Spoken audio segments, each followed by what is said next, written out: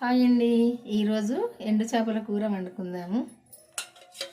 ఎండు చేపల కూర వండటానికి సరిపోనైతే ఆయిల్ పోసుకుందాము.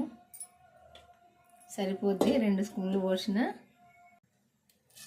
ఆవాలు జీలకర్ర వేసుకుందాము.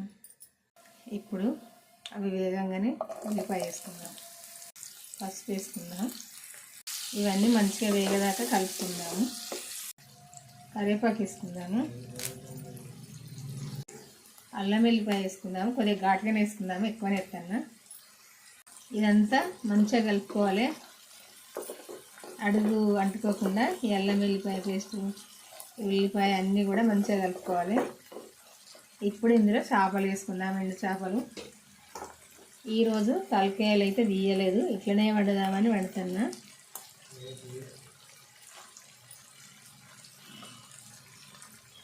ఇవి సుద్ధ కొద్దిసేపు వేసుకుందాము. సాల్ట్ వేసుకుందాము. చేపలు కూడా కొద్దిసేపు మంచిగా వేగాలి, ఇట్లా వేపుకోవాలి. మంచిగా టేస్ట్గా కమ్మ ఉంటుంది ఇట్లా వేస్తే. ఇప్పుడు కారం వేసుకుందాము. 2 చెంచాలు వేసిన, ఎందుకంటే కొంచెం ఘాటుగానే ఉండాలి. కలుపుకుందాం అంత ఒకసారి. ఇట్లా అంతా దగ్గరికి వచ్చినాక ఇప్పుడు చింతపండు సూపు పోసుకోవాలి.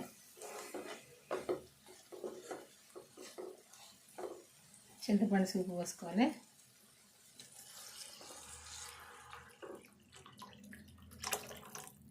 ఇదంతా కూడా దగ్గరికి రావాలి ఉడికి.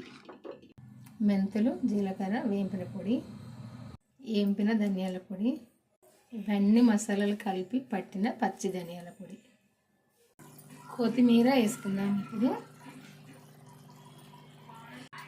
ఈ ఎండు చేపల కూర అయితే అయిపోయింది. ఇట్లా వండుకుంటేనైతే పుల్ల పుల్లగా, కారం కారం, ఘాటు ఘాటుగా, చాలా టేస్ట్గా అయితే ఉంటుంది. వాతావరణం చల్లగా ఉంది కదా, ఇప్పుడైతే ఘాటు ఘాటుగా మంచిగా ఉంటుంది.